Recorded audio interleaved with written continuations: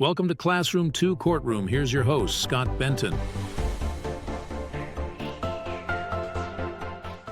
Hey everyone, Scott Benton here. How are you? I am the host of the Classroom to Courtroom podcast, where we help you easily transition from a law school student into your professional career as an attorney, and where we make the practice of law easy and fun. And today we're going to answer the question of, is it possible to get a client what they don't want?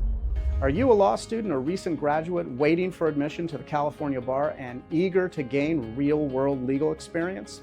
Join the Legacy Lawyers' coveted associate programs in sunny Southern California. Our hands-on spring, summer, and fall programs provide opportunities to dive into high-stakes probate litigation. If you aspire to litigate and thrive in an America First culture that values God, family, and country, we want you on our team.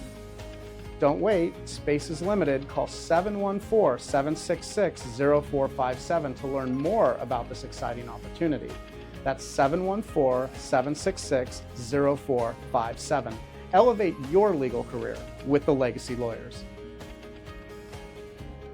Is it possible to get a client what they do not want? Yes, that's possible. And we're talking in terms of theory here so that we can cover the bigger topic of exactly how something like that might happen. And then more importantly, how to make sure that it doesn't happen, because you are the attorney they're hiring to provide legal services. And you're going to want to make sure that you're delivering what they are hiring you to do. As you may know, you as the attorney don't decide on the direction that a case goes. Instead, you listen to and gain clarity on the case objectives. Now, assuming you're able to deliver on those objectives, you then are going to deliver however many options you can come up with for reaching those objectives. Your client, of course, will want to know the pros and cons for each of those options that you're going to discuss. It might be one conversation, it might be many, but from there, your client, they're going to decide how to move the case forward. And a case should be fairly straightforward and clear in terms of what the client wants.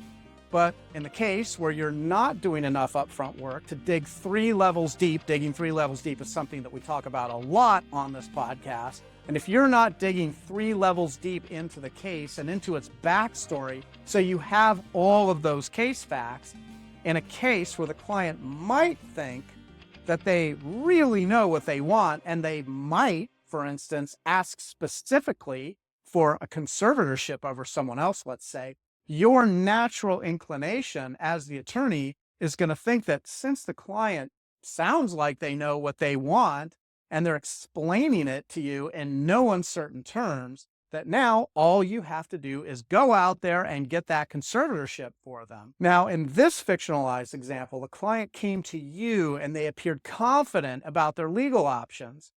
And they might even tell you that they've done some research and that they arrived at the idea of getting a conservatorship. So you're going to do exactly what they asked you to do. And you might decide that there's really no need to do any further work on acquiring and understanding these deeper case facts or the nuances of what your client is really after. So you get the work done and you deliver the conservatorship, but then let's say a couple of weeks pass and the client calls you up and says the conservatorship didn't give them the ability to do what it is they actually wanted to do. And now there's a problem. But all you knew at the time, and you got this all in writing, which I know you did because you're an excellent attorney, is that they wanted a conservatorship, which you got them, but it turns out that's not what the client really wants. So whose fault is that? It doesn't really matter for the sake of this conversation. The point is that yes, it's possible to get something for a client that they didn't actually want.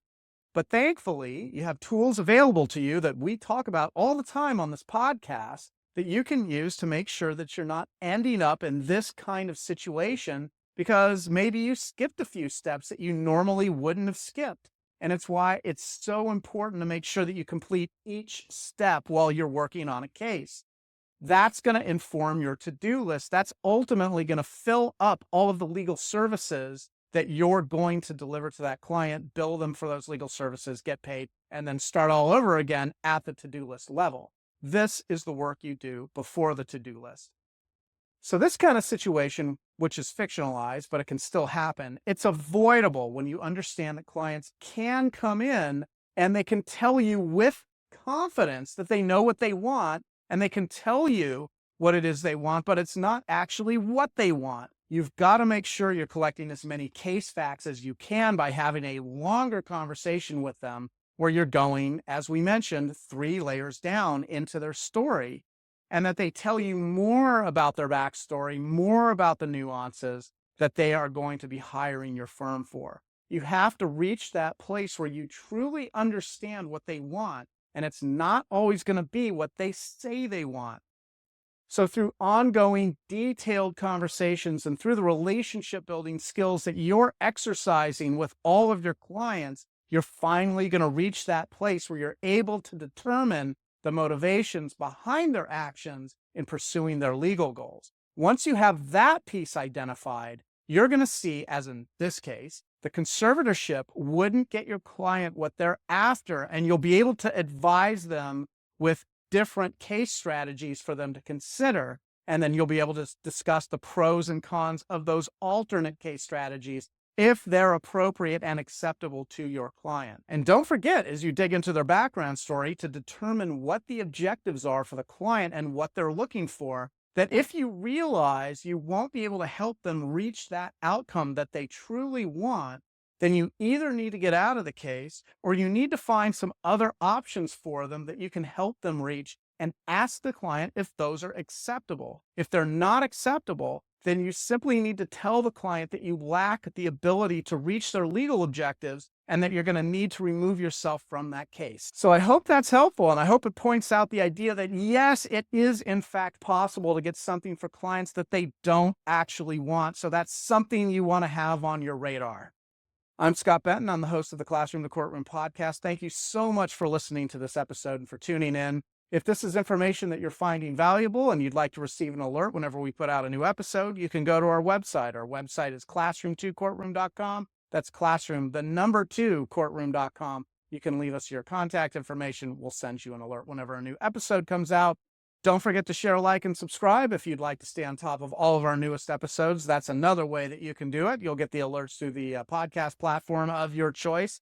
And until next time, we hope you'll join us in making the world a better place, one client at a time. Thank you so much. Thanks for joining us on Classroom 2 Courtroom, the podcast designed to help launch your first-time legal career. If you have any feedback or ideas for episodes you'd like to hear, you can always find us at classroom2courtroom.com, where you can leave comments, ask questions, and even join our online community. And always remember, by becoming an excellent and confident practicing attorney, you actually make the world a better place. Now get out there and master the art of practicing law.